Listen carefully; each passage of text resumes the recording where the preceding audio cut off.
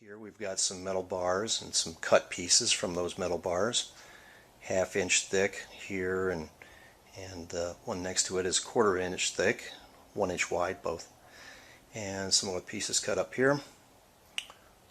Digital tachometer here that we're going to measure the speed of this DC motor here, and we've got a couple of meters.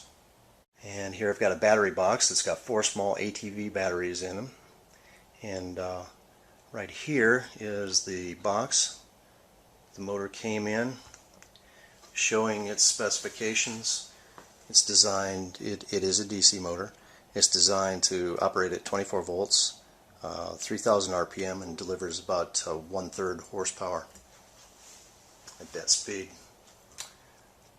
Going back up here to the battery box here, what I've done is usually I just keep these in parallel, so it just delivers 12 volts. They're very small ATV batteries. But right now I've got the back one and the front one connected in series, so I can get 24 volts to run this particular motor at its designated power input. So let's get started here. One final piece to the puzzle that makes this quite unique, and it's what my friend has termed the Stargate, and it looks like this. Pretty simple, huh? All it is it's 1/8 inch aluminum here and here, plates cut in this shape, and these are thick plastic spacers and brass screws to hold it all together. That's it. It's actually a retainer. The inside diameter here is exactly relative to the diameter of the casing of the motor. Okay, first of all, we'll show you how it runs with its design power input. And on the meter, the voltmeter right now, you can see that it's 25.19 volts. 0 amps right now because we haven't started the motor. We just haven't made the connection, but I will do that and show you what that draws. It's got a lot of torque, so I need to hold it. Okay, there we go. You can see that it's drawing. Okay, what's it drawing? It's drawing 0.598. It's dropping down because these batteries are really pulling down. They're not very charged. But usually it's about 0.6 amps. It's running at, let's take a look here, see if you can, I don't know if you can see this. I may have to adjust this a little bit. 3,300, I don't know if that shows up, 3,374 RPM. Now what we're going to do is change it back to 12 volts and see if we can reach the motor's full potential, 3,000 RPM, using 12 volts and far less input power regarding watts. The Stargate, and it simply slips on onto the motor, just slides over the case. And if you'll notice, I've got some marks on the case here. Let me move this plastic out of the way. I've got some marks on the case here. I don't know if you can see that very well. This is 4, this is A, this is 3. It's in correlation to what we're going to add inside these slots. But the casing of this DC motor is about 1/8 of an inch thick. So what we need, if we just put a magnet on there, the casing wants to deflect the magnetic strength, the flux, outward. And we don't want that. We want it to go inward into the case. So what we do is we come in with a 1/4 of an inch backer, which is heavier than the 1/8 inch, and forces it to reflect inside to those north and south pole magnets on the stator.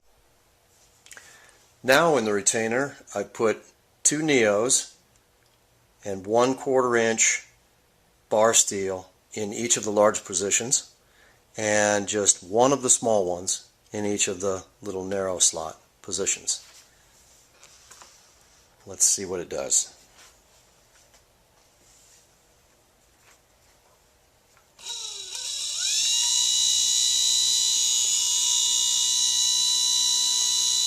check the RPM, 3720, 26, 3730. So it's gaining 3730 at least. Power.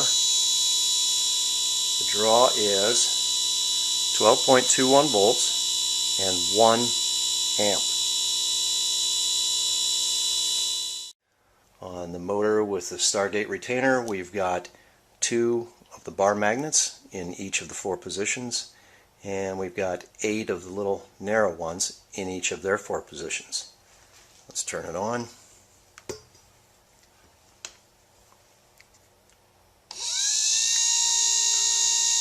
Let's see what the RPM is.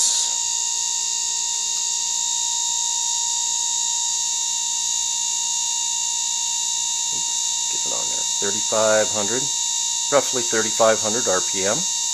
Goes up and down a little bit. It's drawing 12.34 volts at 1 amp. Now at this point, you would think that if you just added 2 more of these Neo bar magnets to each of the 4 locations for them and filled the stator retainer up, 8 in the position of the small ones and all the way around, and 4 in those positions, that you might double the RPM from where we were just at 3,500 in this condition to, say, perhaps 7,000 RPM. That's where you would be totally wrong, because what it actually does is it quadruples the speed and gets close to 15,000 RPM. Now this little motor isn't going to run for very long at 15,000 RPM. It's not designed to go but anything but around 3,000 RPM. And the fact that there are no ball bearings on the shaft on either end, just those sleeve bearings, that's where your heat would come in. Because remember, at 3,500 RPM, we were only drawing 12 watts. And at 33 or 3,400 RPM initially, without an enhanced stator magnetic field, that we were drawing 15 watts. So now we're drawing 3 watts less of power and getting a little higher RPM out of this motor with the enhanced field. Now that's at 12 volts. You load this up fully and operate it with the 24 volts, this little motor wants to hit close to 30,000 RPM. Now it can run that fast, but only for a few minutes before it just seizes up just from the heat of this. Because remember, it's still going to draw less power with the enhanced field than it would with raw power coming in. So it's a pretty amazing thing. Okay, here's the final demonstration. We've got we're starting with 12.28 volts on the voltmeter, and the Stargate motor has all 4 of the large bar magnets in place, all in the 4 different locations all the way around, and the 8 small ones in place. So we've got maximum magnetic interaction with the stator field inside, and I've got the digital tach set up to show you what the RPM is. Can't run this for long because I know it'd blow this motor because it just goes crazy. It's just so powerful. But here it goes. So just keep an eye on the tach here, and I'll give it some power. 7,000, 8,000, 9,000, 10,000. Oops, I gotta shut it down because it wants to go to 15,000 RPM. Yes, it is spinning. And remember, we're talking about a motor that's only designed to operate at 3,000 RPM. So to have all this less power input and get this kind of output out of it by just enhancing the magnetic field, truly a Stargate operation.